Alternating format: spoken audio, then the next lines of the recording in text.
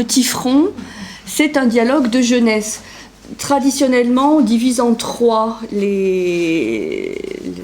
vie de Platon quant à son écriture, avec les dialogues de jeunesse, les dialogues de maturité et les dialogues dits de vieillesse. De sagesse, voilà. Et donc, le Tifron, c'est un petit dialogue court. Il fait une quarantaine de pages à peine. Et c'est un des dialogues donc de jeunesse par rapport à sa production philosophique. Et il aurait été écrit, on n'a pas de date certaine, mais entre, disons, 399, qui est toujours la date à se rappeler, 399 avant Jésus-Christ, qui est la fameuse date de la mort de Socrate, du procès de la mort de Socrate, 399, et 388, disons, on a une fourchette, une dizaine d'années, qui est 388, la date du premier voyage de Platon en Sicile. C'est un dialogue simple, c'est un dialogue qui se passe en direct, si je puis dire, puisqu'il n'est pas un dialogue rapporté, comme parfois on trouve dans les œuvres de Platon. Je vais raconter ce qui s'est dit entre un tel et tel. Là, non, nous assistons en direct à un dialogue entre deux personnages, donc deux seulement. L'un, c'est Socrate, et l'autre, c'est Euthyphron. Et, comme vous avez pu le voir sur les papiers, le sujet qui est abordé par nos deux protagonistes, c'est la piété. Qu'est-ce que la piété ? Qu'est-ce que le pieux ? Qu'est-ce que le pie et qu'est-ce que l'impie ? Donc, c'est un mot aujourd'hui peu utilisé. On emploie le terme de religieux, mais à l'époque grecque et à l'époque romaine aussi, le terme de piété, et ensuite, évidemment, dans la vision chrétienne aussi, sera très utilisé. Donc même si c'est un mot aujourd'hui un peu tombé en désuétude, il va nous replonger là dans les questionnements de l'époque sur qu'est-ce que la piété, et notamment ce qui va nous intéresser là, cette notion de piété filiale, la pietas, qui était une des vertus romaines les plus honorées. Pietas, la piété. Alors, je vous résume un petit peu l'histoire pour rentrer dans la narration avant de s'intéresser à la structure du dialogue. Socrate et Euthyphron donc se rencontrent par hasard sous le portique de l'Archonte roi. Ah, ça se passe à Athènes. Et sur l'Agora, qui est en contrebas de l'acropole à Athènes, il y a un lieu où se réunissent les archontes, qui sont des magistrats. Et ces archontes sont des magistrats instructeurs des affaires criminelles, et notamment des affaires criminelles en matière de religion. Et donc là, ces deux personnages, Socrate et Euthyphron, ont à rencontrer le second archonte, l'archonte roi. Pourquoi archonte roi ? Parce que c'était autrefois le roi qui avait ses prérogatives religieuses et dont l'archonte a hérité. Archonte, A-R-C-H-O-N-T-E, archonte. Et pourquoi se rencontrent-ils là, sous le portique de l'Archonte roi ? Eh bien parce que chacun est engagé dans un procès. Socrate vient d'être accusé d'impiété. il a 70 ans, il n'a jamais été inquiété par la justice d'Athènes, mais là, un certain Mélétos, poète de profession, et 2 autres personnes, l'accusent officiellement d'impiété. C'est pour cela qu'il a affaire à un tribunal, à un magistrat religieux. Il est accusé d'impiété dans le sens de ne pas reconnaître les dieux de la cité, d'inventer de nouveaux dieux, ça se dissocie en 2 aspects, de ne pas respecter et reconnaître les dieux de la cité, d'inventer de nouveaux dieux, et 3e grand grief, de corrompre la jeunesse, qui est une conséquence de l'impiété. Donc, Socrate est accusé d'impiété, et Euthyphron, lui, il n'est pas accusé, mais accusateur. Et s'il se trouve là, c'est parce qu'il poursuit son propre père pour meurtre. Donc il est accusateur dans un procès qui, là aussi, a à voir avec la justice de l'archonte roi, c'est-à-dire une justice religieuse, parce qu'en Grèce de l'époque, commettre un meurtre, c'est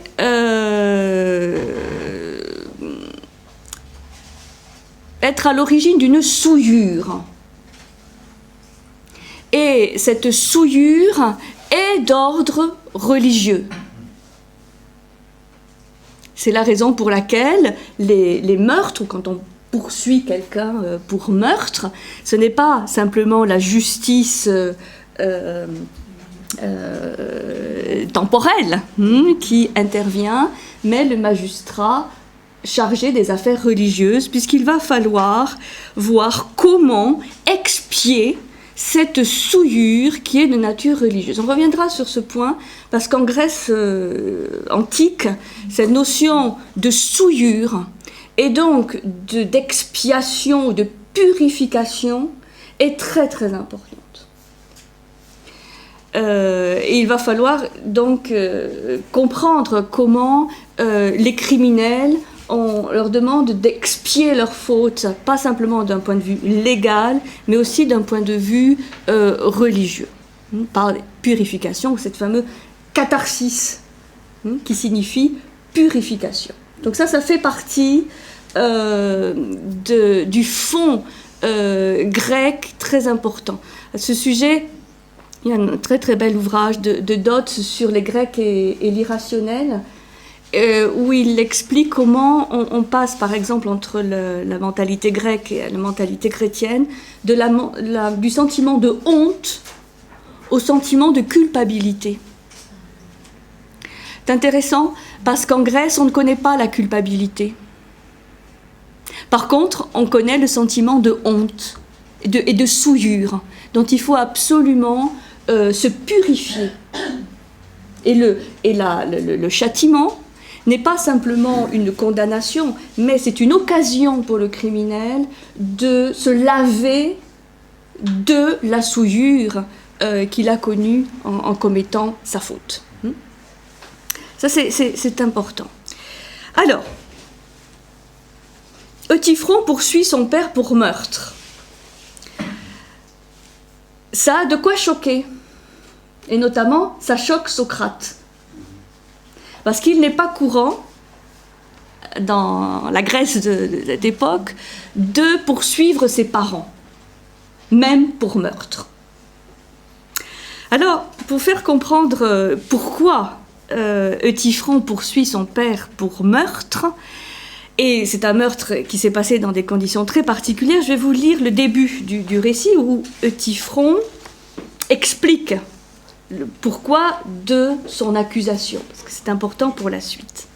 C'est pas tout à fait le début du récit, mais les 2-3 premières pages. Alors, puisque Socrate vient d'expliquer, lui, quel est le procès qu'on lui fait. Et une fois qu'il a eu expliqué, il dit: au fait, Euthyphron, quel genre de procès as-tu, toi? Es-tu accusé ou accusateur? Et Euthyphron répond: je poursuis. Qui?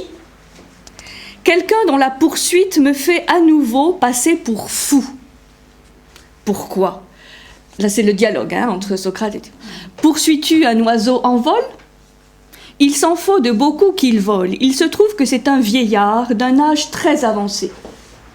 Qui est-ce? Mon père. Ton propre père, excellent ami? Parfaitement. Quel est le chef d'accusation et pourquoi y a-t-il procès? C'est un procès pour meurtre, Socrate. Socrate répond par Héraclès. En vérité, Euthyphron, la plupart des gens ignorent comment se comporter avec rectitude. Car je ne crois pas du moins que le premier venu puisse agir correctement dans ce cas. C'est plutôt le fait de quelqu'un qui est déjà bien avancé dans la voie du savoir. Et Euthyphron répond par Zeus, pour sûr qu'il est avancé, Socrate. La personne tuée par ton père, Socrate qui demande, la personne tuée par ton père est-elle l'un de tes parents? Mais n'est-ce pas évident, car ce n'est pas pour le compte d'un étranger, j'imagine, que tu poursuivrais ton père pour meurtre. Et Euthyphron, à ce moment-là, répond. Il est ridicule, Socrate, de croire que cela fait une différence, si la personne tuée est un étranger ou un parent. Ce à quoi l'on doit plutôt prêter une attention exclusive, c'est de savoir si celui qui a tué avait le droit de tuer ou non. S'il en avait le droit, il faut le laisser aller. Sinon, il faut le poursuivre, même s'il habite la même maison et mange à la même table que toi. Car la souillure encourue est égale. Si alors que tu côtoies un tel homme en ayant conscience de son crime, tu ne procèdes pas à ta purification, de même qu'à la sienne, en le poursuivant en justice. Celui qui est mort était en fait mon ouvrier. Et comme nous avions un domaine agricole à Naxos, il travaillait là à notre service. Un jour qu'il était en état d'ivresse, il a étranglé l'un de nos domestiques qu'il avait mis en colère. Mon père lui fit donc ligoter les pieds et les mains et le fit jeter au fond d'une fosse. Puis il dépêcha ici un homme pour demander à l'exégète ce qu'il devait faire.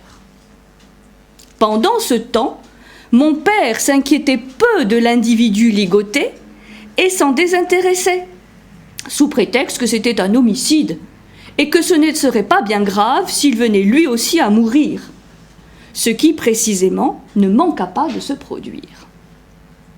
Il est en effet mort de faim, de froid et de ses liens, avant le retour du messager dépêché auprès de l'exégète.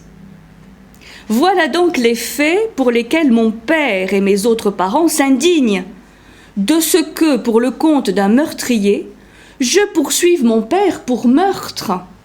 Il ne l'a pas tué, à ce qu'ils prétendent, et même s'il l'avait vraiment tué, il n'en demeure pas moins que l'individu tué était lui-même un meurtrier.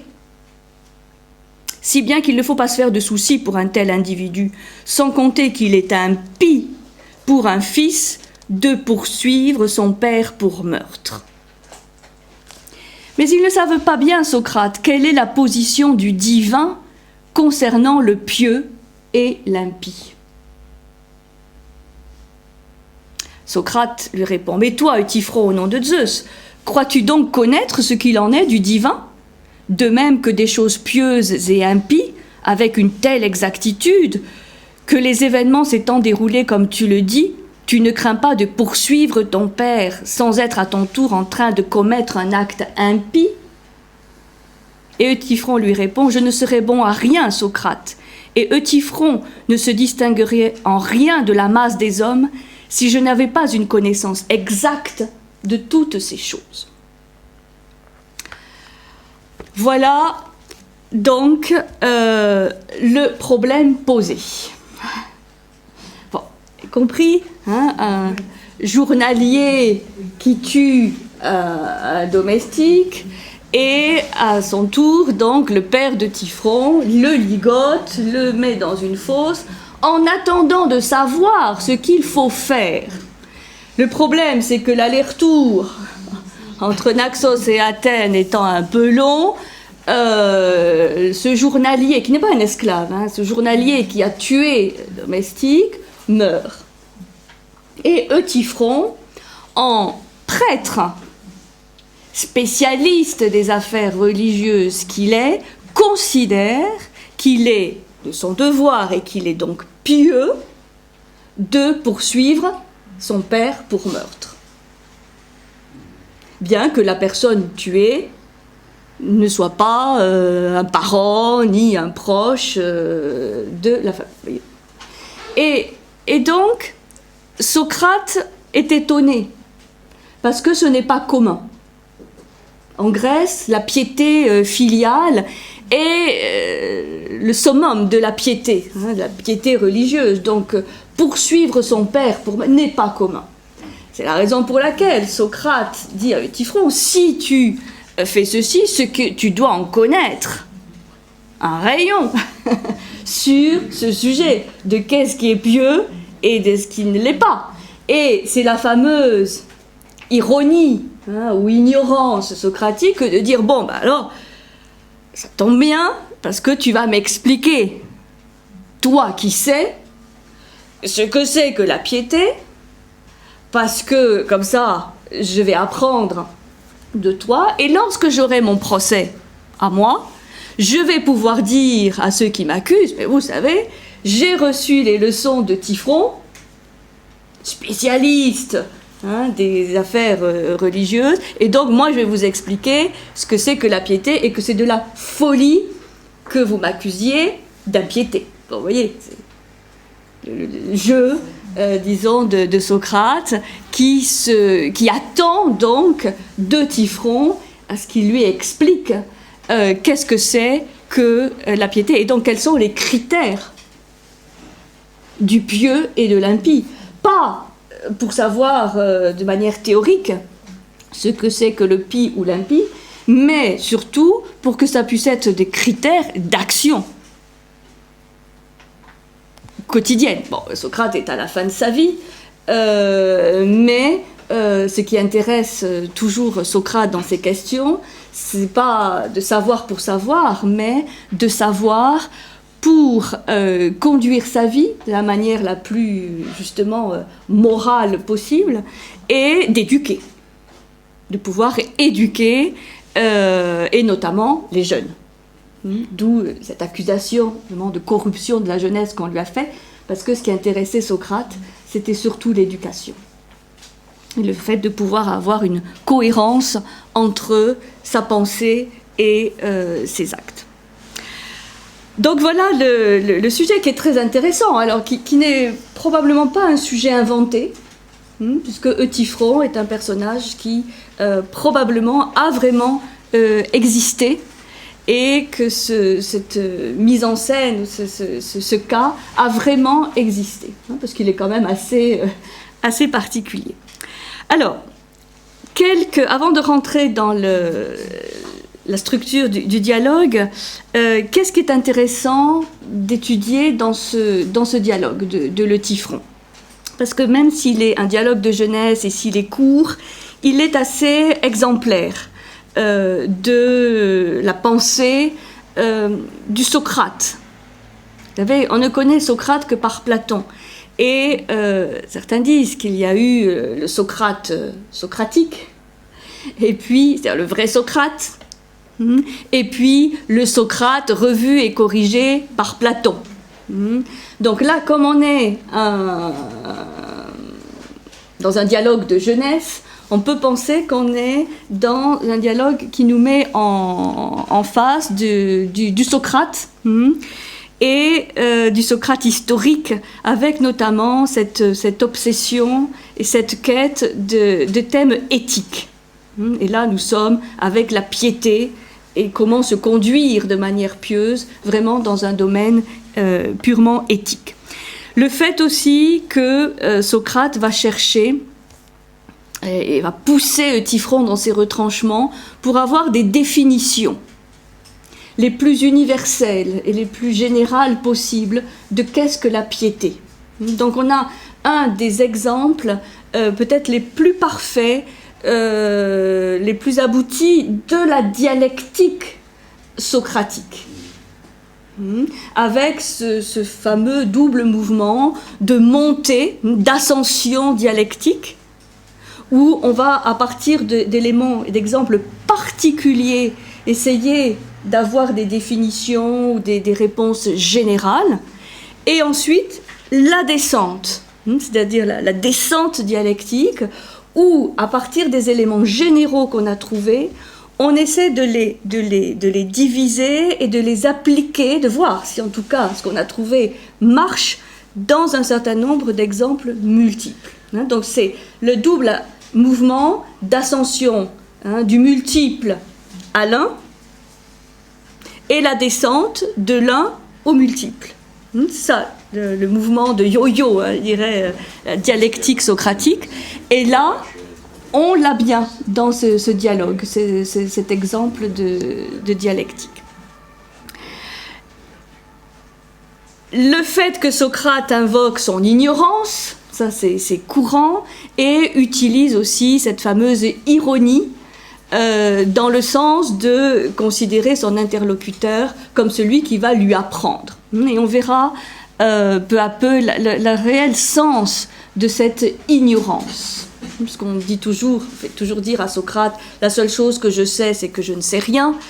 Bien sûr, mais cette ignorance est à distinguer de la simple ignorance de manque de connaissances, qui est par exemple l'ignorance des hommes enchaînés dans l'allégorie de la caverne. Donc, qu'est-ce que ça veut dire vraiment cette ignorance socratique et cette ironie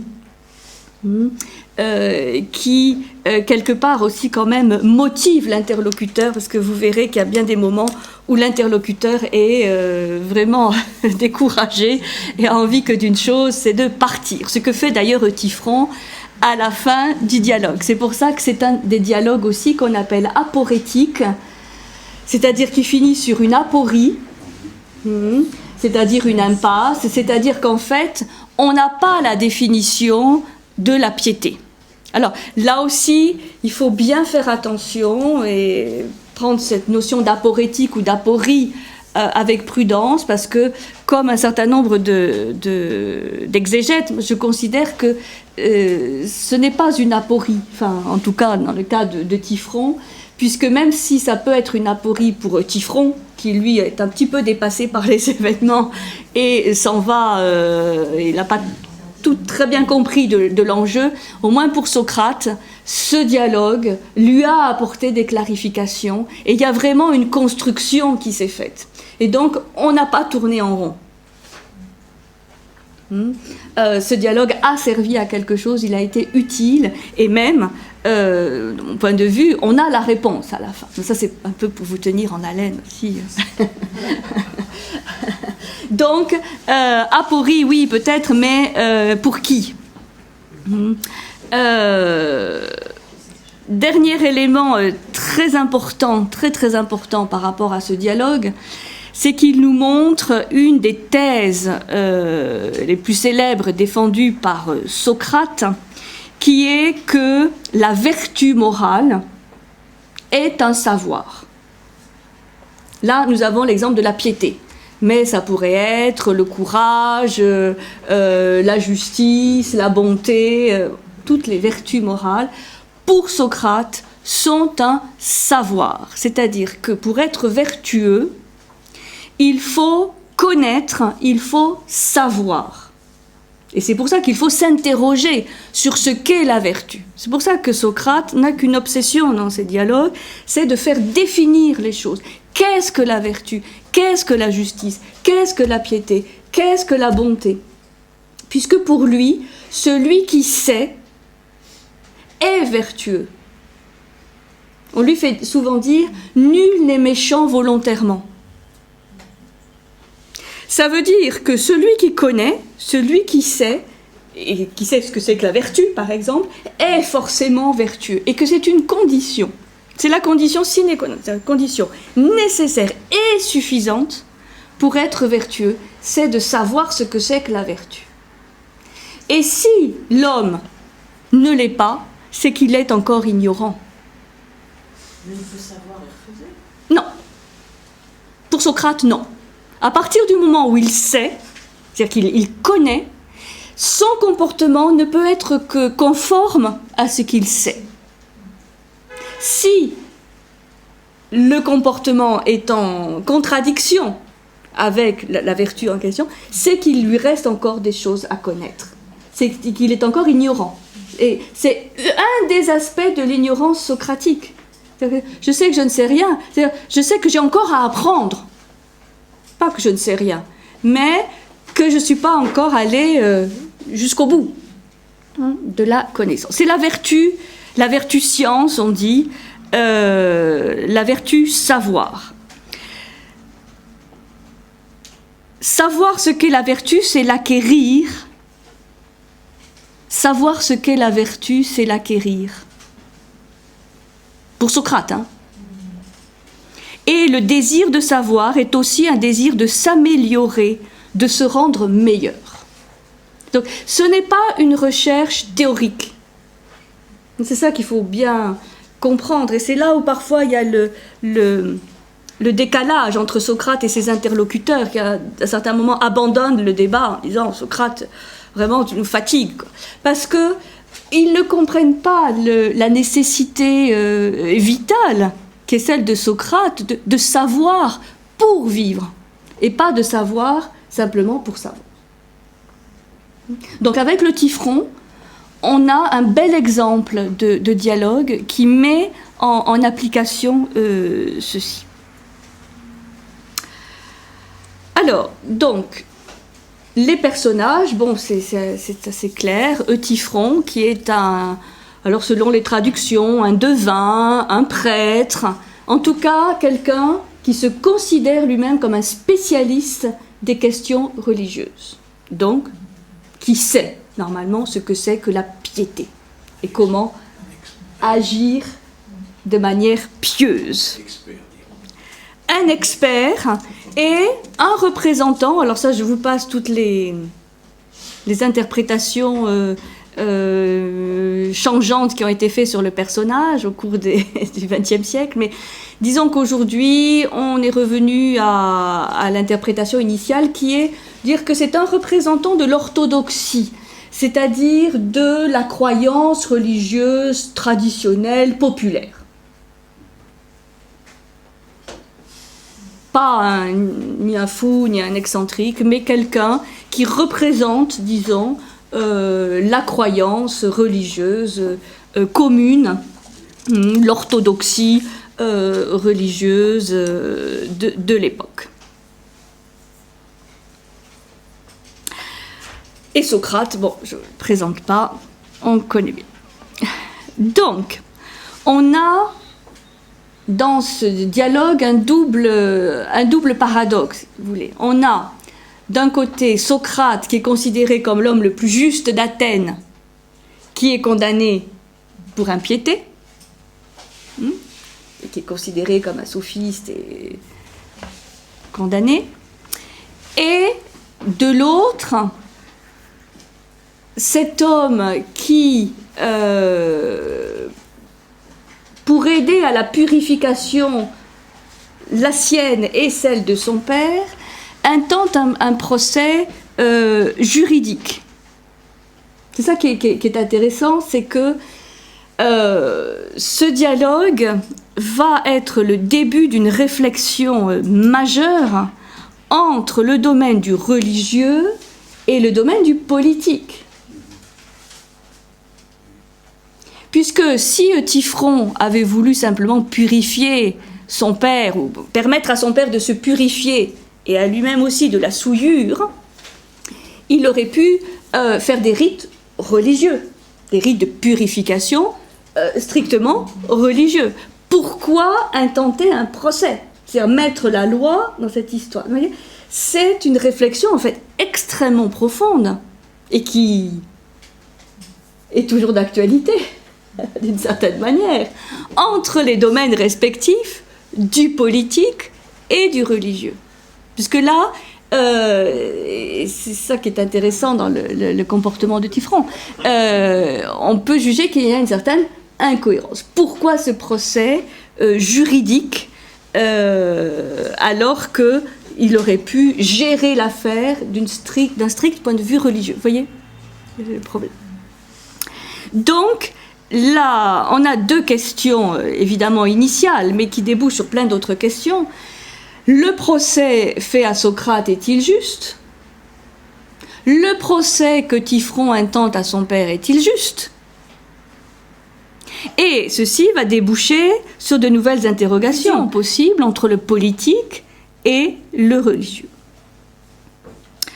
Donc, Socrate a son habitude à dire à Eutyphron, bon, bah, c'est bien gentil, on va essayer de définir qu'est-ce que c'est que la piété. Moi, je suis condamné pour impiété, donc ça m'intéresse de savoir qu'est-ce que la piété. Et toi, si tu intentes ce procès à ton père, c'est que tu considères que c'est pieux. Donc, on va essayer de définir qu'est-ce que la piété. Et là, on rentre dans le corps du dialogue. C'est un exercice extrêmement exigeant et rigoureux que Socrate demande à Eutyphron, puisque c'est de partir d'un exemple évidemment personnel et particulier pour arriver peu à peu à une définition. Et voilà, le pieux c'est ça. Et donc là, on va voir la trame du dialogue. Par quelles étapes nos deux protagonistes nos deux interlocuteurs vont passer pour essayer de s'interroger sur qu'est-ce que le pieux.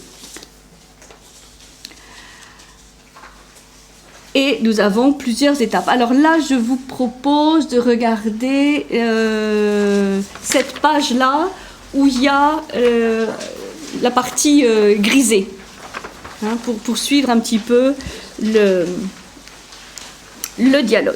Ça va pour l'instant, hein, vous voyez, c'est à la fois simple et complexe. Comment ? En début de journée, oui. Alors, donc, Socrate, face à Eutyphron, dit, bon, alors, qu'est-ce que tu pourrais me dire, toi, le spécialiste, de qu'est-ce qui est pieux, qu'est-ce qui ne l'est pas, qu'est-ce qui est impie. Alors, première réponse de Tifron, il dit, voilà, est pieux ce que je fais. Donc vous l'avez dans la feuille, là, je fais comme Zeus. En fait, il dit, bon, je fais comme Zeus, donc je fais comme un dieu. Mais il dit surtout, est pieux, ben voilà, moi l'exemple que je peux te donner, c'est ce que je fais là actuellement, c'est-à-dire poursuivre un criminel.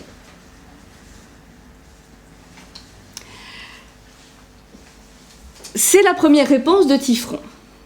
Que pensez-vous que Socrate va penser de cette réponse ? Est-ce qu'il est satisfait de cette réponse ? Sûrement pas. Il ne peut pas l'être, puisque Eutyphron, en fait, ne comprend pas la question ou l'exigence de Socrate, et il lui donne le premier exemple venu, qui est ce qu'il est en train de vivre. Mais c'est un exemple particulier.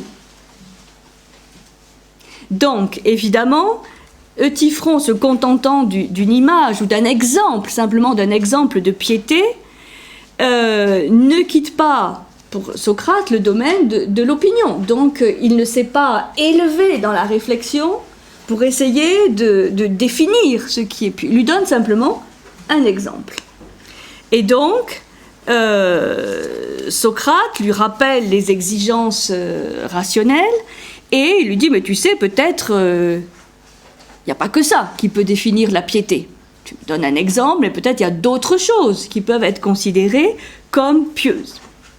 Donc, Eutyphron accepte, hein, pour l'instant, il accepte la réponse de Socrate et il va proposer une nouvelle définition qui va présenter cette fois un caractère plus général. Donc, vous voyez, c'est je fais comme Zeus. Bon, c'est-à-dire, bon, ce qui est pieux, hein, c'est ce que je fais. Je poursuis les criminels, parce qu'il dit Zeus, lui aussi, il poursuit les criminels. Donc, voilà. Réfutation logique, ça veut dire, bon, ce n'est pas satisfaisant comme réponse, parce que c'est pas ce que je te demande. Je te demande de me définir ce que c'est le pieux, pas de me donner simplement un exemple. Et deuxième réponse de Typhon, donc vous voyez qui est un peu poussé dans ses retranchements, il dit voilà, d'accord, et pieux, ce qui est cher aux dieux, ou selon les traductions, ce qui est aimé des dieux. Voilà, ce qui est pieux, c'est ce qui est cher, ce qui est aimé par les dieux. Et ce qui n'est pas aimé par les dieux, à contrario, c'est impie. Donc, là, vous voyez, il a fait un effort, le Typhon. Puisque la deuxième réponse n'a rien à voir avec la première, elle est beaucoup plus générale. Ça peut être un principe. Ce qui est aimé des dieux est pie, est pieux.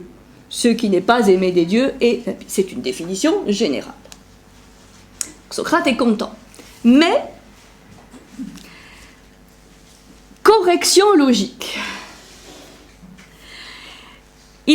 Socrate va décomposer la réponse en deux et va l'examiner en deux étapes.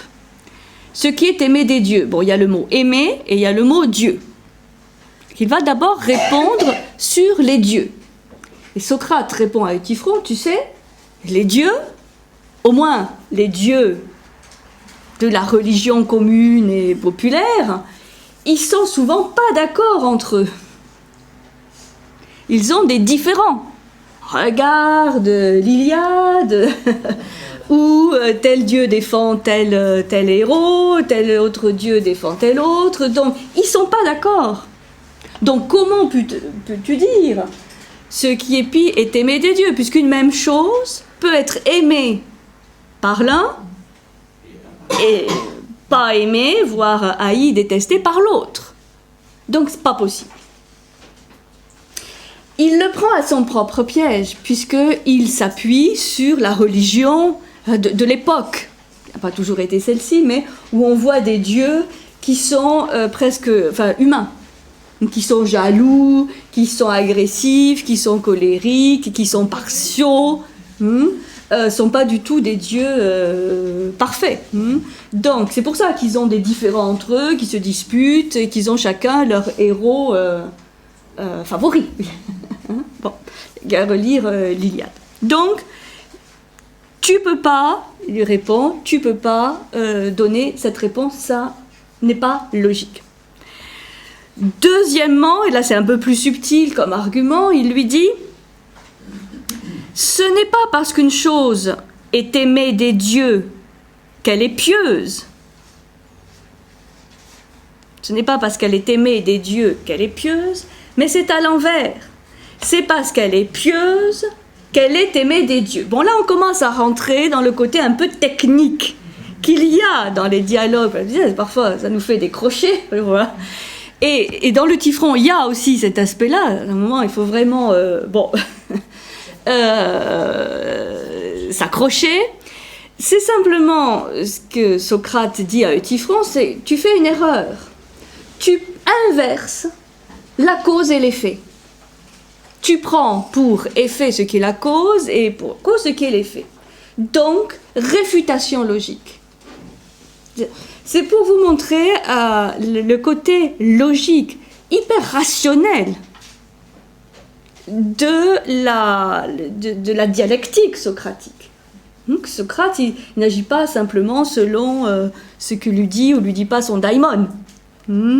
C'est-à-dire sa voix intérieure. C'est que c'est d'une rigueur et d'une exigence mentale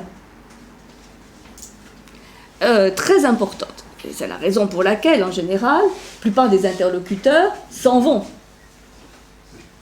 Et que Socrate s'est fait des ennemis par ça. Pas parce qu'il avait tort, mais parce qu'il mettait ses interlocuteurs dans l'embarras, puisque ce dont on se rend compte dans ces dialogues, c'est que souvent, Et c'est le but aussi de la dialectique socratique, c'est de placer l'interlocuteur devant une auto-contradiction. C'est-à-dire de lui faire dire à 5 minutes d'intervalle une chose et son contraire. Dire, bon, là, ça va pas. Donc, de refaire partir après, avec simplicité et humilité, la recherche, la réflexion sur d'autres bandes, en ayant accepté que par rapport à l'opinion simplement qu'on peut avoir sur les choses, on peut être face à des contradictions. Et des contradictions internes, c'est-à-dire que c'est une seule et même personne qui dit une chose et son contraire. Ça va ? Donc, et pieux ce qui est cher aux dieux, ce qui est aimé des dieux, réfutation logique. Alors, Euthyphron dit, bon, par rapport au premier argument, on va corriger un peu, donc c'est une autre formulation, c'est une seconde formulation de la deuxième réponse, on va dire, bon, ce qui est pieux, d'accord, c'est ce qui est aimé de tous les dieux. Ça, c'est pour résoudre le problème de la différence entre les dieux. Et donc, Socrate dit, ok, je suis d'accord que ça répond à ma première remarque, puisque ça veut dire que ce qui est pieux, c'est ce qui est reconnu, il y a vraiment une adhésion, un consensus général des dieux, mais de toute façon, ma deuxième remarque reste toujours valable. Tu confonds la cause et l'effet. Donc, ce n'est pas valable, puisque tu ne réponds pas à la deuxième réfutation que je t'avais faite. Ce n'est pas parce que quelque chose est aimé des dieux qu'elle est pieuse, mais c'est parce qu'elle est pieuse qu'elle est aimée des dieux. Donc, tu mélanges dans cet enchaînement de causes et d'effets, les causes et les effets. Alors là, Euthyphron commence à s'énerver et à se décourager. C'est ce qui se passe souvent. Bon, il n'est pas convaincu de l'utilité de la discussion et évidemment, Platon nous met en scène un Euthyphron qui commence vraiment à s'agacer et en face, un Socrate qui reste calme et déterminé et convaincu de l'utilité de la discussion. On reviendra tout à l'heure. C'est évidemment, de manière un peu schématique, une confrontation du religieux et du philosophe. Et donc là, on a une sorte d'intermède, où dans le dialogue on souffle un peu, qui va faire une charnière. Et là, c'est pour ça qu'il y a une partie grisée dans la feuille que je vous ai donnée, c'est que Euthyphron étant un petit peu découragé et incapable de saisir en fait ce que cherche Socrate, c'est Socrate qui va mener le débat. Donc à partir de la troisième réponse, on a Socrate qui dit à Euthyphron, bon écoute, je vais t'aider un petit peu, donc je vais te faire des propositions et puis tu vas réagir quoi, mais parce que sinon on va y passer la nuit, ou de toute façon je vais finir seul, ce qui est de toute façon ce qui s'est passé à la fin. Bon, donc voilà, troisième réponse, évidemment,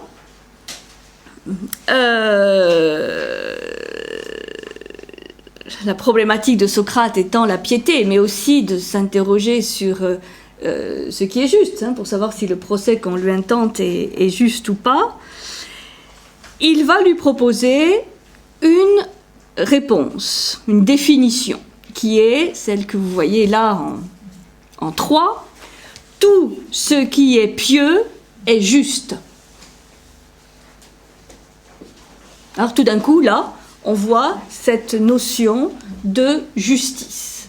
Alors, bon, on sait que la réflexion sur la justice, le juste, c'est une des réflexions majeures de Platon, mais probablement ça devait l'être aussi de Socrate. Donc, quelle est la relation entre le pieux et le juste?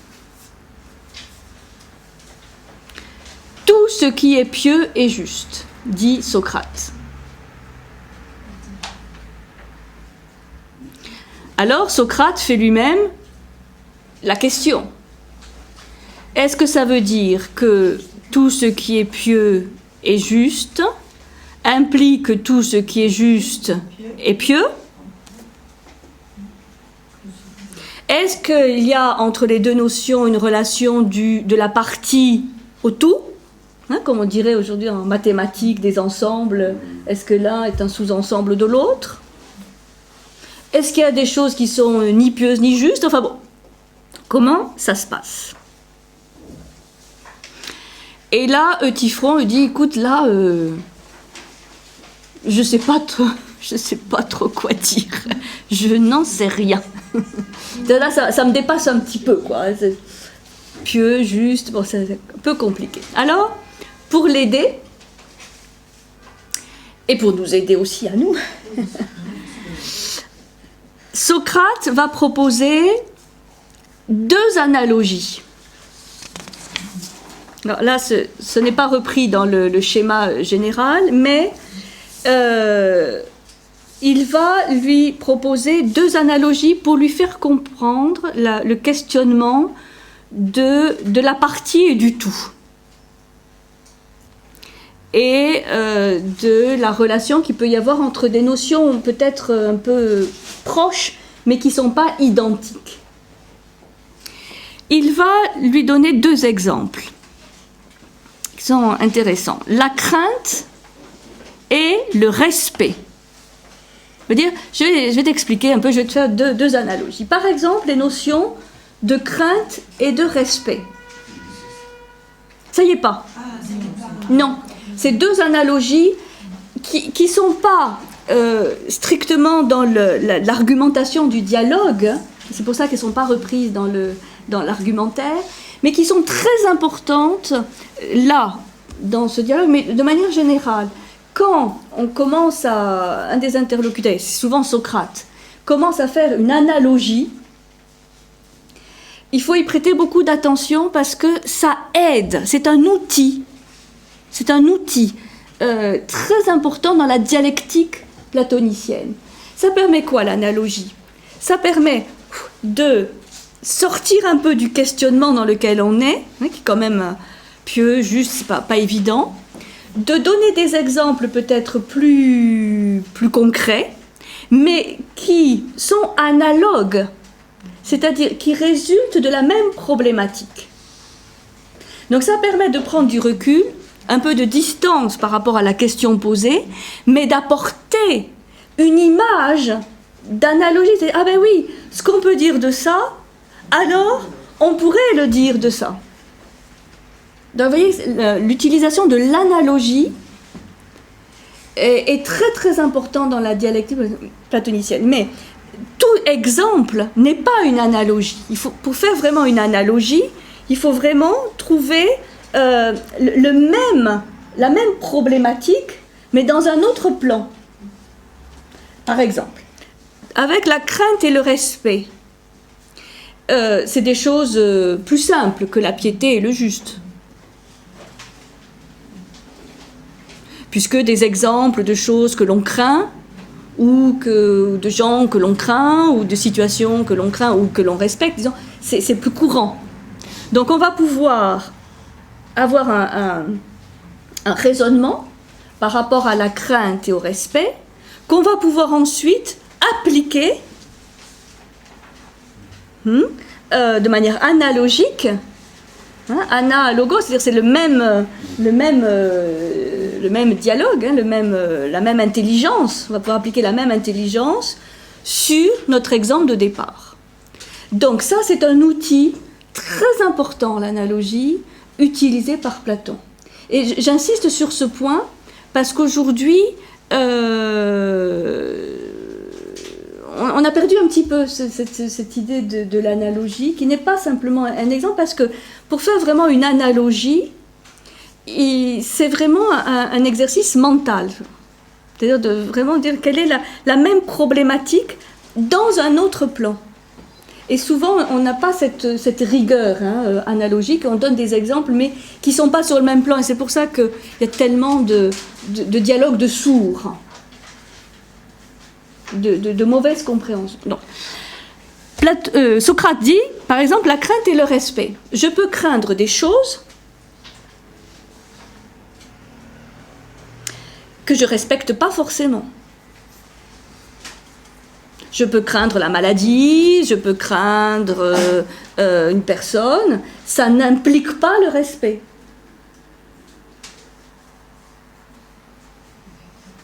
Par contre, le respect, en tout cas c'est le point de vue de Socrate, implique la crainte. C'est-à-dire, si je respecte quelque chose ou quelqu'un, cela va induire, pas seulement, mais un aspect de crainte, c'est être un peu craintif. Bon, ça peut se discuter par rapport aux notions de crainte et de respect. Mais il lui dit, voilà, donc, on a bien le même exemple d'une partie et du tout. La crainte, tout ce qui est craint n'est pas respecté, mais tout ce qui est respecté est craint.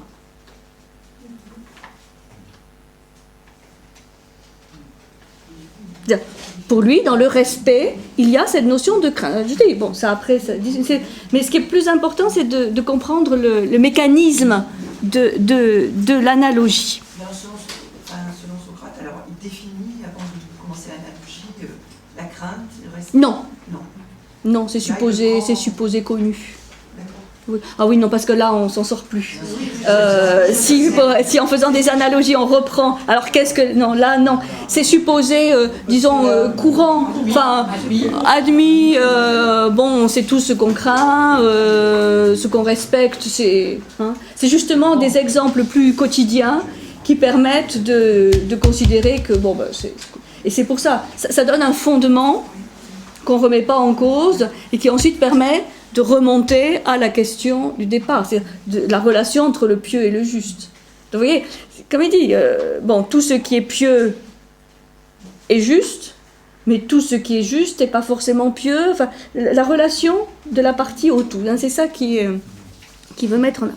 De même, il va donner un autre exemple, encore plus simple, les nombres et les nombres impairs. Dire, les nombres impairs, ce sont des nombres, mais tous les nombres ne sont pas impairs. Bon, là, c'est vraiment simple. Bon, enfin, je vous le résume, là, c'est un peu moins bêta, parce que c'est simpliste. Mais ça permet de visualiser aussi... Comment ? On dit que le respect n'implique pas forcément la crainte. Ah non, oui. Non, mais là, peu importe. Disons, pour lui, il dit, à partir du moment où il y a un respect vis-à-vis de quelque chose, lui considère qu'il y a, entre autres, il n'y a pas identité des deux, on est d'accord, mais entre autres, un peu de crainte. Mais là n'est pas le problème. Enfin, c'est un problème, disons. Voilà, merci.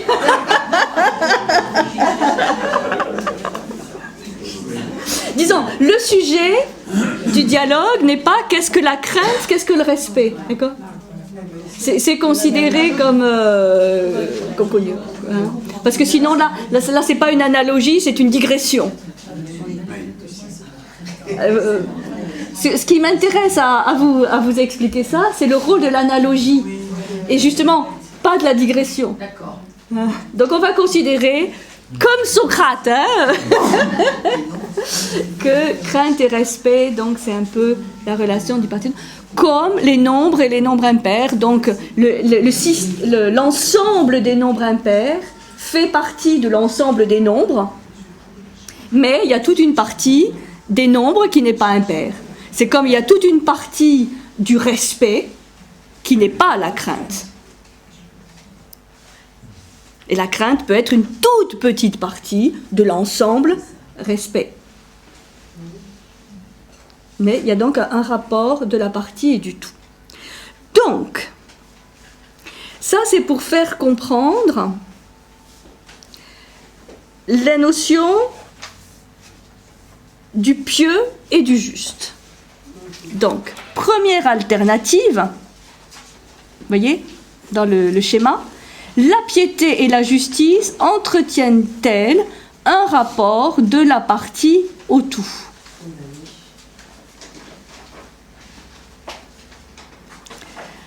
Donc, eux, ils vont répondre oui. Enfin, ils vont répondre, disons qu'ils vont explorer la piste oui. Comme la crainte et le respect, comme les nombres pairs et impairs et les nombres, disons, on peut considérer que la piété et la justice, ou le pieux et le juste, entretiennent une relation de la partie au tout. Ce qui est une piste. Donc, ils ne vont pas explorer la piste non. Ils vont explorer la piste oui. La justice est-elle une partie de la piété? Là, c'est assez simple. Réfutation implicite. Il ne peut y avoir d'action pieuse qui soit injuste. Une action pieuse est forcément juste. Une action pieuse est forcément juste. Après, oui, il rajoutera par essence. Mais il ne peut pas y avoir des actions pieuses qui soient injustes. Ça, non. Le bon sens. Pas d'action pieuse qui soit injuste. Donc, il y a une branche de l'alternative à laquelle on répond non. La justice n'est pas une partie de la piété. On essaie de voir dans ce rapport de la partie au tout, quelle est la partie, quel est le tout. Est-ce que la partie, c'est la piété? Est-ce que c'est la piété? Est-ce que ça, c'est le juste, enfin, oui, le juste, et le pieux, le pi est là? Ou est-ce que c'est l'inverse? Est-ce que tout ça, c'est le pieux, et le juste est là? C'est ça les deux questions. La justice est-elle une partie de la piété? La piété est-elle une partie de la justice? La justice est-elle une partie de la piété? Non, il ne peut y avoir d'action pieuse qui soit injuste. C'est-à-dire que ça, c'est pas possible. Parce que ça voudrait dire que tout ça, ce sont des actions pieuses, mais qui sont injustes. Pas possible.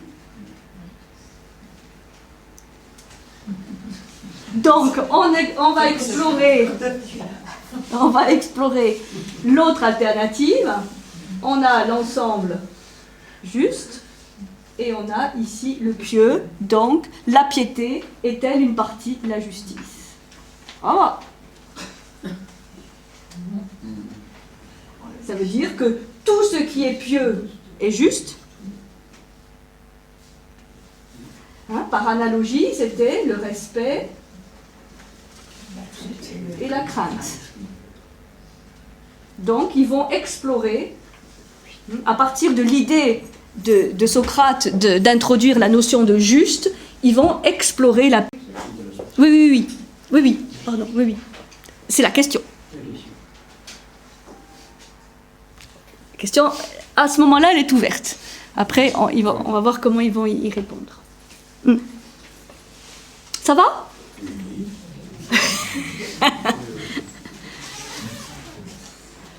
Alors, je vais vous dire, Eutyphron, il est éclairé par les analogies, il reprend courage.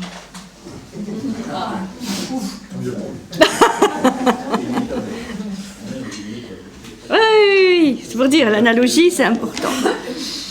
Et alors, c'est lui-même qui reprend Paul de la Bête, et il va trouver une quatrième réponse, donc, oui, on peut dire quatrième réponse, il va dire, très bien, la part du juste qui est pieuse, qui s'interroge sur la part du juste qui est pieuse, ce sont les soins aux dieux. Les soins apportés aux dieux. Et les soins concernant les hommes constituent l'autre partie du juste. C'est-à-dire, par rapport à ça, ce schéma, il va nous dire ici, c'est les soins pour les dieux. C'est pieux et juste. Et le reste qui est juste, mais qui n'est pas pieux, qui n'est pas forcément impie, mais qui n'est pas pieux, c'est les soins pour les hommes. Voilà. Il a fait un effort là, Tifron. Hein. Il est gentil, oui, oui. Donc, Socrate reçoit là la réponse, mais il la trouve insuffisante. C'est-à-dire que il va là pas faire des analogies, mais donner de nombreux exemples pour s'interroger sur la notion de soin. Les soins aux dieux, ça veut dire quoi? Est-ce que c'est utile? Voyez, les soins dus aux dieux. Après, vous avez réfutation par l'utilité.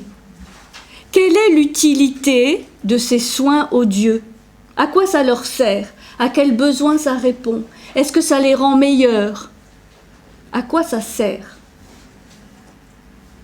Là, il le pousse un petit peu dans ses retranchements, puisqu'il sait que Tifron est quand même un spécialiste de ces questions.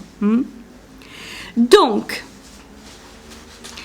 Socrate va réfuter. Réfuter, ça veut dire pas d'accord. Va réfuter l'utilité, il va réfuter cette notion de soin dû aux dieux en disant de toute façon, ça ne peut pas rendre meilleurs les dieux qui sont de toute façon, soit ils sont parfaits, dans ce cas-là il n'y a pas à les rendre meilleurs, soit ils ne sont pas parfaits, dans ce cas-là les soins, on se rend compte que ça ne sert à rien.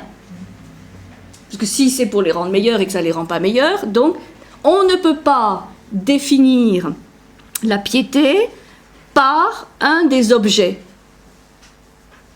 qui est le soin aux dieux. Donc, réfutation de cette notion de soin. Alors, Eutyphron, il ne l'abandonne pas, il va proposer une autre formulation et il va dire non, ce sont, enfin le pieux qui est aussi juste, ce sont les services rendus aux dieux. Les sacrifices, les rites, les services rendus aux dieux. Et il y a une différence que Tifron fait entre la notion de soin et de service. Il dit les soins aux dieux se fondent sur les besoins des hommes. C'est-à-dire, c'est l'homme, en fait, qui a besoin d'apporter un soin aux dieux, en pensant que ça va faire plaisir aux dieux. Mais en fait, ça part de l'homme, du besoin de l'homme. Et qui donne un soin aussi pour obtenir quelque chose en retour. Alors que les services, c'est simplement se mettre au service du Dieu, c'est-à-dire avoir une action désintéressée en sacrifiant et en priant. Bon, c'est un peu subtil la notion, puisque là on en est un peu loin, mais pour la Grèce de l'époque, c'est important de voir selon quel besoin et quelle utilité a cette notion de soin ou de service au Dieu. Et on arrive donc à la dernière définition, dernière réponse de Tifron, qui dit, bon ben voilà, et pieux et juste, c'est dire et faire ce qui est agréable au Dieu en priant et en sacrifiant. C'est-à-dire prier, sacrifier, faire des sacrifices, sacrifiant, c'est faire des sacrifices, et en étant au service du Dieu.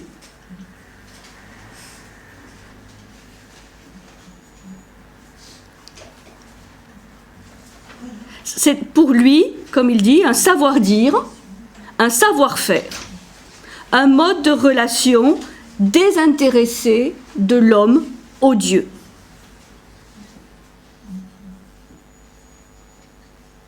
c'est la dernière réponse de Typhon. C'est à quoi il arrive dans cette réflexion par rapport au pieux et au juste.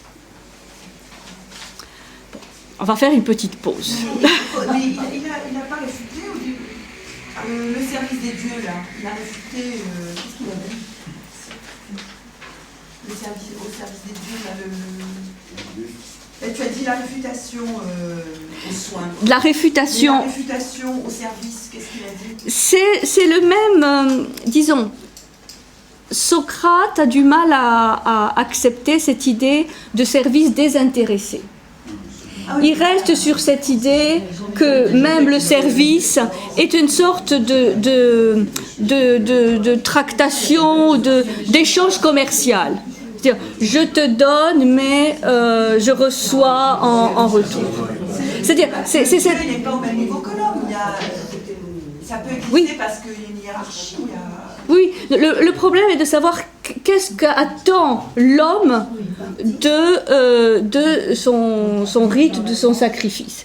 Et Socrate le dit, s'il y a rite, s'il y a sacrifice, s'il y a discours aux dieux, c'est toujours en attente de quelque chose. En attente de quelque chose. Et il lui dit, ça, ce n'est pas correct, parce que c'est du troc, c'est commercial. Et donc, on ne peut pas définir le pieux et le juste par cela. Alors à chaque fois, il met réfutation par l'utilité. Oui. Quelle utilité? C'est-à-dire, pourquoi les soins aux dieux? Pourquoi les hommes font-ils des soins aux dieux? Pourquoi? Quelle utilité y a-t-il? Et alors, les soins, c'était, comme il dit, l'exemple des soins, c'est un bouvier qui s'occupe des bœufs, un palefrenier qui s'occupe de ses chevaux. Enfin, c'est toujours pour en prendre soin, évidemment, pour les rendre meilleurs, etc. Donc, il y a une contrepartie chaque fois. Et oui, disons, il y a quelque chose de concret chaque fois. Oui, c'est ça. Et le service, c'est un peu plus subtil, mais avec quel espoir d'utilité. Disons. Socrate ne pense pas... L'action désintéressée, elle n'existe pas chez lui. Si, mais il n'est pas satisfait. Disons, elle existe, mais il voudrait amener Euthyphron à un autre niveau d'abstraction. Là, oui, où une action désintéressée pourrait exister. Le problème, c'est que Typhon ne monte pas à ce niveau, il reste dans la religion, disons, populaire, commune, traditionnelle, où là, oui, le rite, il n'est pas totalement désintéressé. Socrate, lui, a cette vision d'être au service, totalement désintéressé du Dieu. Lui-même se dit au service du Dieu Apollon, par exemple. Il dit, moi, je suis au service du Dieu. Mais cela suppose, on le verra tout à l'heure, de se situer au-dessus. Pas simplement dans un échange qui pour lui est le propre de la religion populaire, mais dans une réflexion qui amène, par exemple, au bien, où là, on est au-delà de cet échange religieux. Donc, ce qu'il reproche à Euthyphron, c'est de parler de service désintéressé à un niveau où, selon Socrate, il ne peut pas y avoir cette relation désintéressée. C'est pas qu'il considère qu'elle n'existe pas, mais pas là où se situe Euthyphron. C'est une mise en scène entre un religieux et un philosophe. Donc, Platon, lui, il défend la philosophie. Donc, il ne peut pas admettre que Typhon, par exemple, vis-à-vis des dieux, aurait besoin de se remplir d'une façon métaphysique, d'une façon... On ne peut pas avoir ce postulat, se dire que, par exemple... Se remplir? Oui, si, donc ça correspond à un besoin. Exactement. Même s'il est métaphysique, Oui, il y a l'attente de quelque chose. Ce que Socrate veut faire comprendre, c'est que dans la vision de l'époque, les dieux interviennent trop dans la, enfin, selon l'opinion des hommes. C'est-à-dire, il se passe quelque chose, c'est la faute des dieux, quelque chose de mauvais, c'est la faute des dieux, il se passe quelque chose de bien, c'est grâce à... Et donc, il dit, il faut sortir de cette vision vraiment commerciale, quoi, où je te fais un sacrifice, alors, bon, bah, tu vas m'aider dans le combat. Et c'est ça qu'il veut mettre pour monter, continuer à monter le niveau de réflexion, pour arriver à ces fameuses idées, ou même au-delà des idées, où là, tout est possible, mais à ce niveau-là. Pas au niveau où au Tifron... C'est pour ça qu'il y a une sorte d'incompréhension, mais oui, c'est un problème de niveau de conscience. Ça va, hein? Vous voyez, c'est extrêmement structuré. Hein. Alors, l'intérêt, c'est de faire cette étude, on ne fera pas pour tous, hein, mais avec un petit dialogue. Parce que vous avez c'est 40 pages, donc c'est plus facile à faire qu'avec la République, où il y a beaucoup de digressions. Bon, allez, on se prend un petit café pour...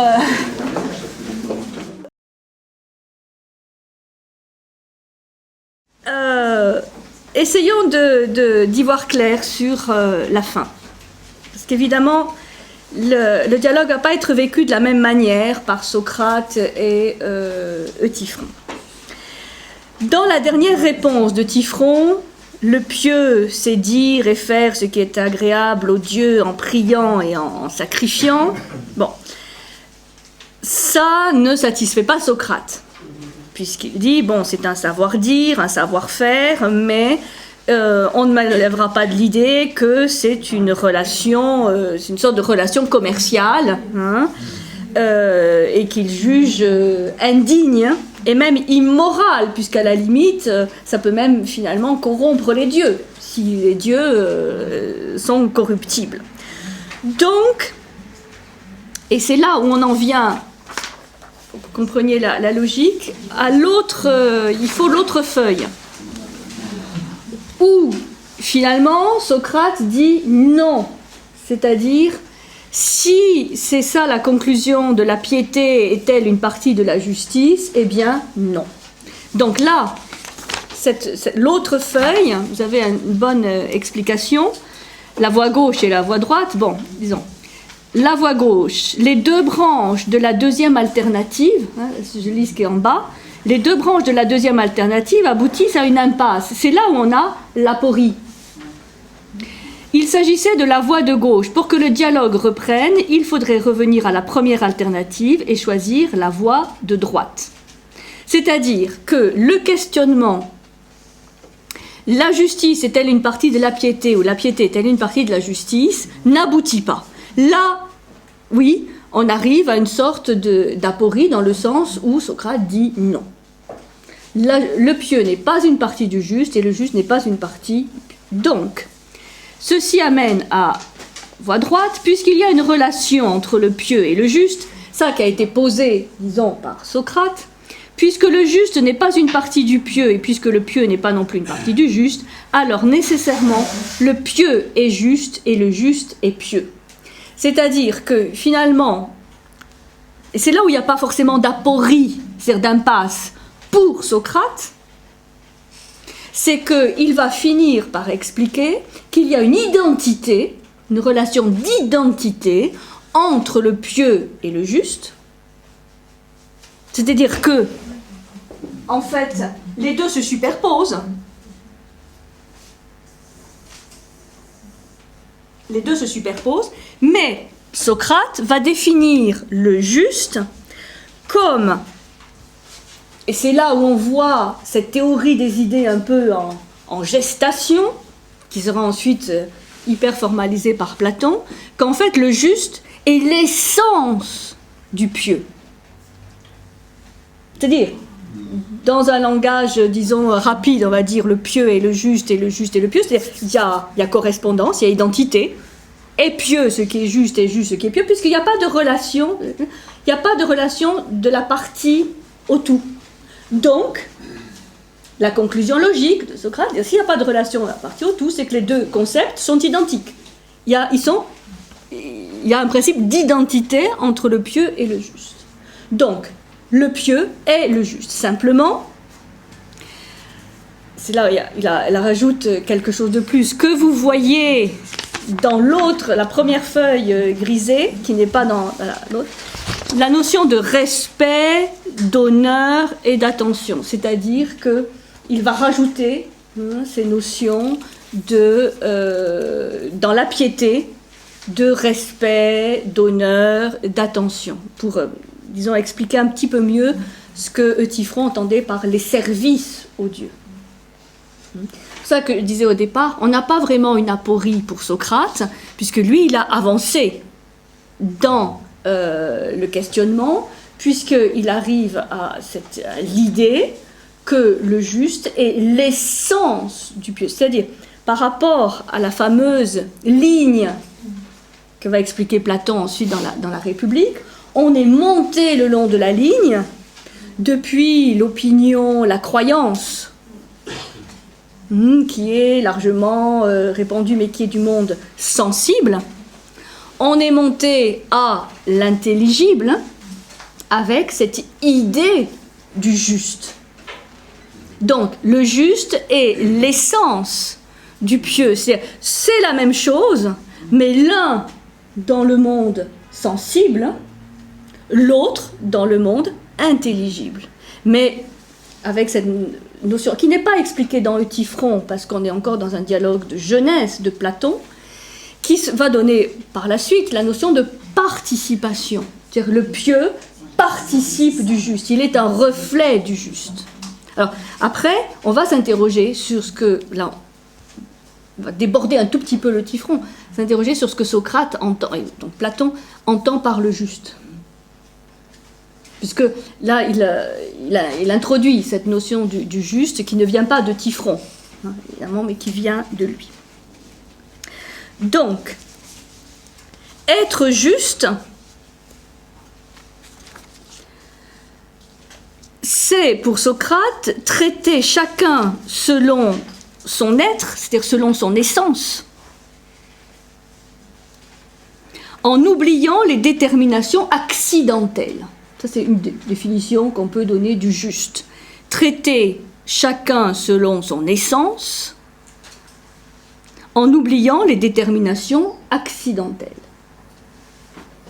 C'est pour ça que c'est intéressant ce dialogue qui part de la piété, avec un exemple tout à fait, ou deux exemples de procès tout à fait contingents et accidentels et historiques, pour arriver à cette notion du juste qui, lui, qu'elle est au-delà de la contingence et de l'accident. C'est ça la notion d'essence, et c'est ce qui est. Donc, bien sûr que le pieux est lié au juste, mais pas dans cette relation sur laquelle ils étaient partis, de la partie au tout. Mais c'est une relation de l'essence et du sensible. C'est une relation, oui, c'est pour ça que je parlais de la ligne. Vous vous rappelez, pour ceux qui étaient là l'année dernière, le paradigme de la ligne, qui est une autre manière de dire la caverne. C'est une relation, non pas d'ensemble comme ça, mais une relation verticale.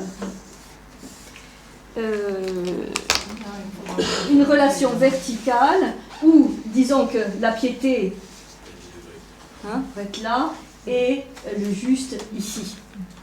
C'est une relation. Ici, on a le monde sensible, c'est-à-dire les opinions, les croyances, et quand on monte, on va vers le monde intelligible, c'est là où on a les idées du bon, du beau, du juste, mais on n'en est pas encore là, à cette idée de formalisation de la théorie des idées, et où donc le pieux est l'image. Le pieux est une des images du juste dans le monde sensible. Une des images du juste dans le monde sensible. Alors,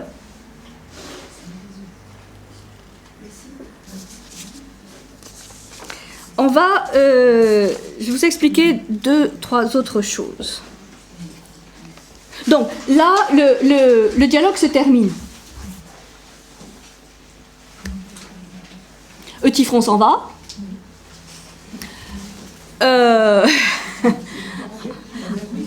En ayant le sentiment que l'autre l'a fait tourner en rond. Bourrique. Et Socrate lui dit non, on n'a pas du tout, on n'a pas tourné en rond, mais bon, Eutyphron partant, ça met fin au dialogue. Alors, je vais vous expliquer deux éléments. Un sur justement ce rapport entre philosophie et religion qu'on peut comprendre à partir de ce dialogue. On est d'accord que Eutyphron représente le monde religieux et Socrate le monde de la philosophie, qui lui dit ne rien connaître de la piété. Alors, revenons à cette idée de l'ignorance socratique, parce que c'est un thème qui revient tout le temps dans l'œuvre de Platon. Socrate dit moi je sais rien, donc explique-moi toi. Dans le sens où c'est pas une ignorance négative ou une ignorance par manque, mais c'est le résultat d'une longue réflexion, on va dire, qui le conduit à reconnaître le caractère inconnaissable du divin. Alors, c'est là où, je ne sais pas si ça va vous rassurer énormément, mais peut-être on s'approche un peu plus de vérité de Platon. Quand il dit « je sais que je ne sais rien », c'est-à-dire que il faut toujours se questionner, il faut toujours donc ne jamais se satisfaire, disons, d'une réponse, toujours se questionner, toujours se reposer la question, mais aussi se dire qu'il y a peut-être quelque chose, un niveau ou un plan où le mystère demeure. C'est-à-dire qu'il y a un élément qui sera inconnaissable. Et c'est la problématique qu'on va avoir chez Platon du bien, qui n'est pas dans l'Eutyphron, mais j'explique, dialogue de Genèse, ensuite Platon va l'expliquer, notamment dans la République, beaucoup mieux. Le bien. Et au-delà des idées du bon, du beau et du juste.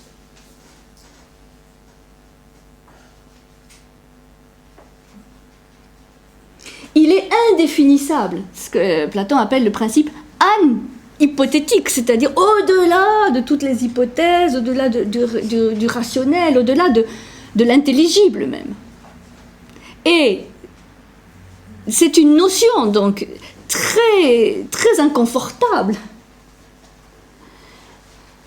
Parce que même si on commence à toucher un peu du doigt le bien, c'est jamais cette notion qui va nous dire exactement quoi faire.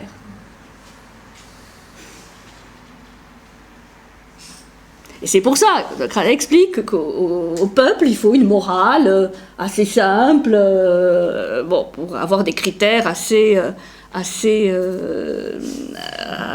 simples et sécurisants.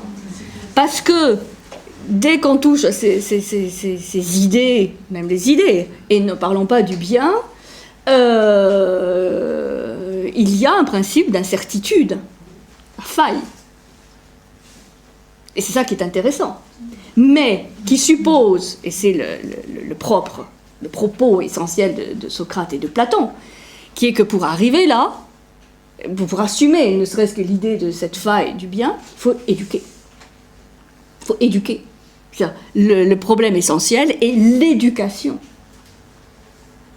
Puisque naturellement, l'homme va être beaucoup plus en confort avec les opinions, avec les croyances, avec et même le côté religieux, populaire, culturel, qui donne des critères simples et sécurisants, qu'avec ce fameux Dieu qu'on reproche à Socrate, qui est ce fameux daimon, qui, rappelez-vous, ne lui dit jamais ce qu'il faut faire, mais lui dit ce qu'il ne faut pas faire. Socrate a toujours dit, moi j'ai ma petite voix, mon daimon, qui a été traduit très malencontreusement par démon, mais bon, daimon, la voix de la conscience supérieure. Il dit, mon daimon me dit, le génie, hein, c'est ça qu'on reproche à Socrate, d'inventer des nouveaux dieux. On lui reproche d'obéir à son daimon. Et ça donne à Socrate, évidemment, une liberté totale. C'est contradictoire, parce que ça lui donne une très grande liberté, mais en même temps, lui va jusqu'au bout de son procès en disant « Moi, je respecte les lois de ma cité ». C'est contradictoire. Un homme d'une très grande liberté de pensée et d'expression, mais en même temps, qui se soumet aux lois de la cité. C'est ça qui rend Socrate extrêmement fascinant, parce que il a assumé cette apparente contradiction. Donc son daimon dit, moi mon daimon il me dit jamais ce que je dois faire. Il me met simplement en garde contre ce que je ne devrais pas faire.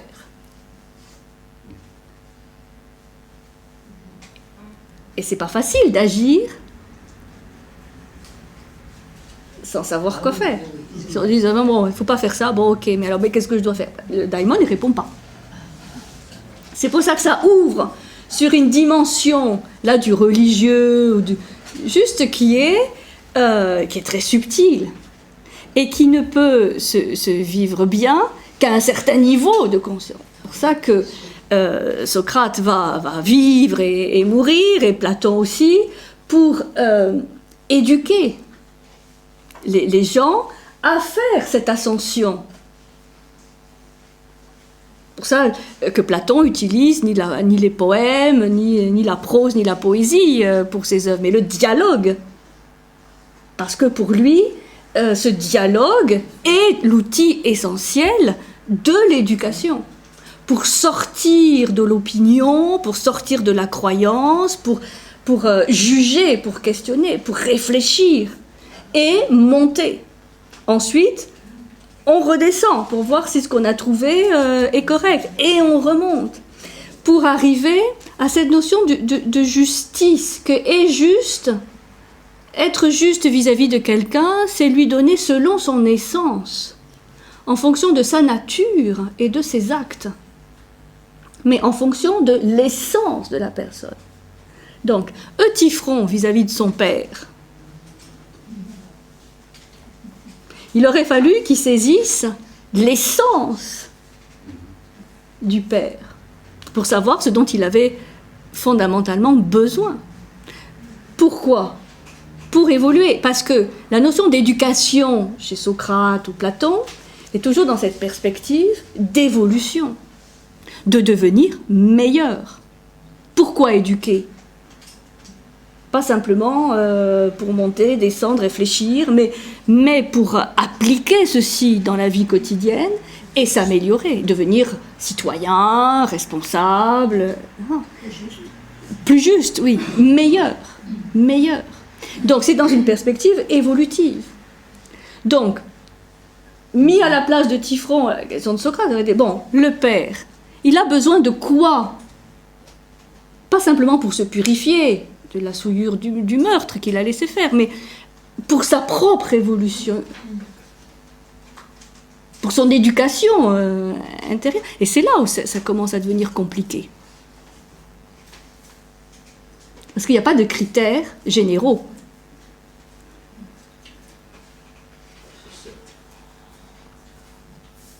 Donc le procès est probablement un pis-aller. Mais c'est pas ça qui va régler le problème. Oui, socialement, disons que ça permet de gérer un peu le fait qu'il ne soit pas impuni. Mais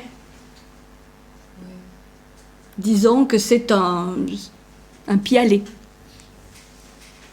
Mais pour l'éducation du père et du fils, probablement il aurait fallu gérer à un autre niveau, mais dont les institutions sont incapables.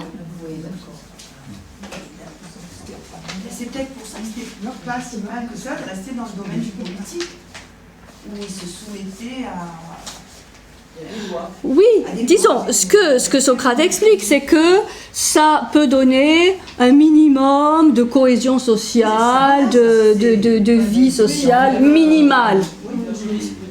Bon, mais ça ne fait pas évoluer. Non, mais est-ce que c'est Disons, c'est la base de l'éducation. Et quand il parle d'accéder à l'essence de l'autre, L'essence, c'est ce qui est au-delà de tout ce qui est accidentel. C'est-à-dire, là on touche à l'identité profonde, à l'être, à ce qui est vraiment inaltérable, à ce qui est la lumière, disons, de chacun. Alors, ils sont très confiants, sinon ils n'auraient pas dédié leur vie à ça, sur le fait que la méthode permet cela.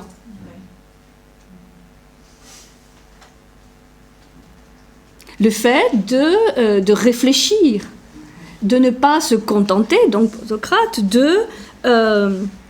d'une vision, disons, commune et orthodoxe du religieux, mais de s'interroger sur le divin, même jusqu'à arriver à ce côté inconnaissable du divin, de l'être.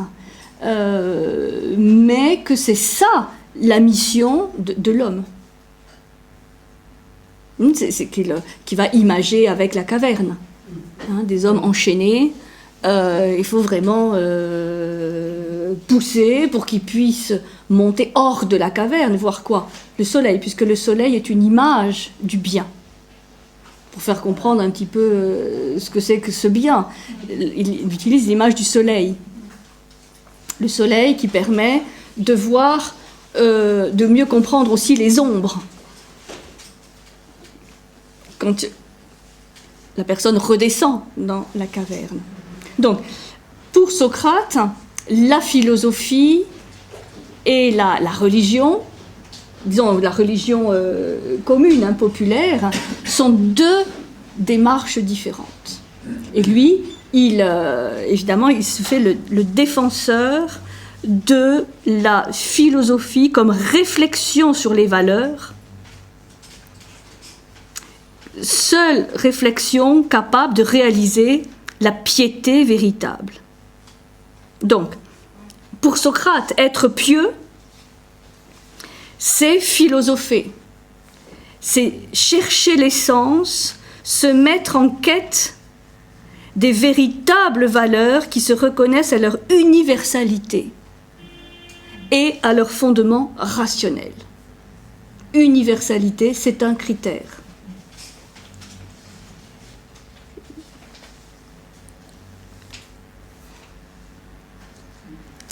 Donc ce n'est pas que Socrate repousse la religion, mais pour lui, il n'y a pas de religion réelle sans réflexion sur les valeurs et l'essence de ces valeurs, l'origine de ces valeurs et leur application. Et ce que, dans ce dialogue avec le religieux, Socrate veut faire comprendre, c'est que dans la religion de la Grèce du IVe siècle, on est tombé dans une religion anthropocentrique, anthropomorphe, c'est-à-dire les dieux ne sont plus une référence. Il y a un commerce avec les dieux se comportent comme des hommes, et ça c'est indigne de l'homme, parce que le divin, pour Socrate, est dans un autre plan. Alors, ça c'est très important, parce que nous, ce qu'on connaît de la religion grecque, souvent c'est ça, c'est Homère, c'est Homère, c'est Hésiode, c'est-à-dire c'est ces dieux qui sont à figure humaine, qui sont anthropomorphes. Et oui, la théogonie d'Hésiode, Homère, disons. Mais Socrate, lui, se réfère à des choses plus anciennes ou plus métaphysiques. Et donc pour Socrate, disons, il faut bien distinguer la superstition aussi qui peut naître avec ce type de religion où on est tout le temps en négociation, en commerce avec les dieux. Il dit être pieux, c'est, dans notre dialogue, c'est reconnaître l'être absolument autre du divin, reconnaître le divin comme tout autre.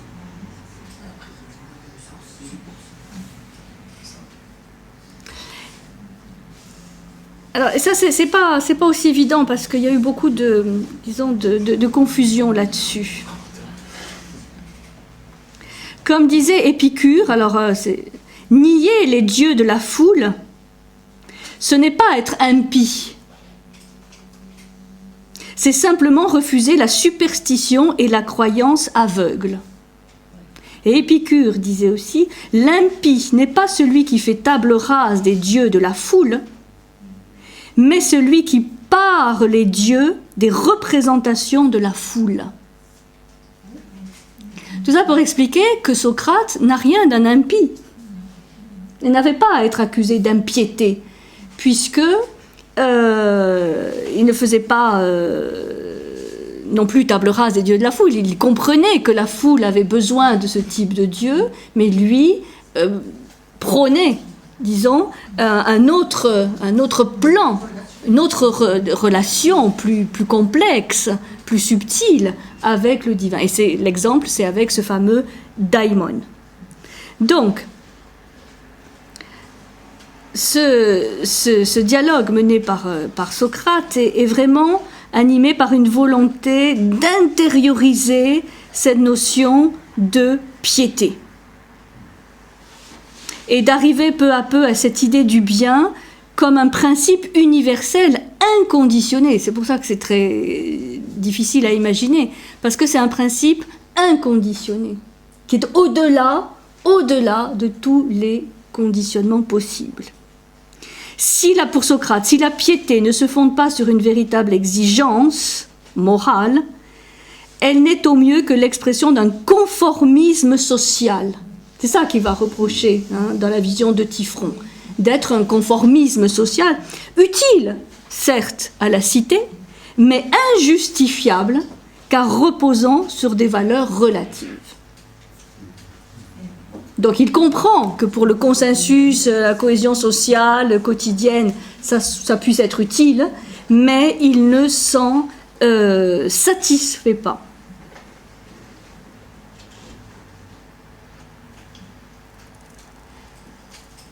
Et pour finir, parce que pour bien comprendre c'est un peu cette idée du bien, l'idée de bien n'apporte aucune vérité supplémentaire aux idées, par exemple, du bon, du beau, du juste. On dit que le bien chapeaute, mais cette idée de bien n'apporte aucune vérité supplémentaire, ni aucune certitude absolue. Ça, je trouve ça important pour bien comprendre que cette montée vers le bien n'est pas tant pour se rassurer, parce qu'elle n'est pas du tout rassurante, cette idée du bien, puisqu'elle ne comprend aucune certitude absolue. Les certitudes, on va les trouver plus bas, dans le monde des convictions, mais qui sont souvent des opinions, des croyances. Mais si on fait des efforts de réflexion, jusqu'aux idées, ça ne va donner aucun critère simple, aucune certitude absolue. Mais de son daimon, il a une certitude absolue, cette voix, quand même, qui lui dit de ne pas faire certaines choses. Oui. Lui, là, il a une certitude absolue. Le daimon ? Tu veux dire quoi, le daimon ? Le daimon, il s'exprime à certains moments en disant, attention, là, ne fait...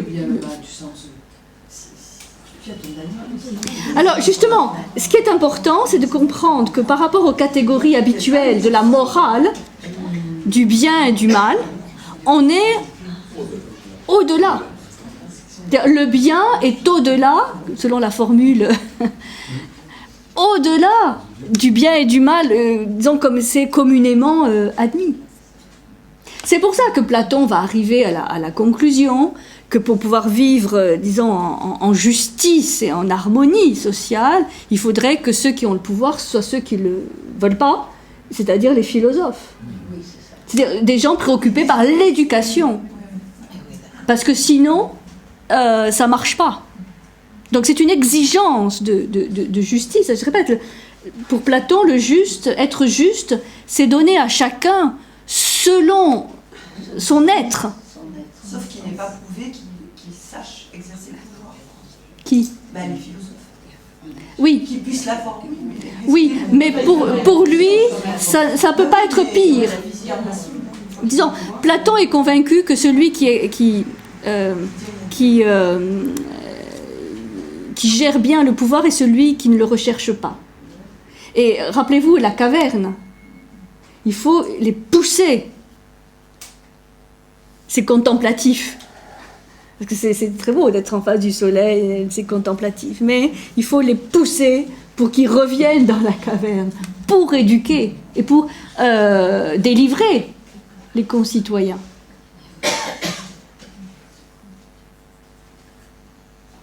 C'est pour ça que pour Socrate, la philosophie n'est pas de la contemplation des idées, c'est l'action.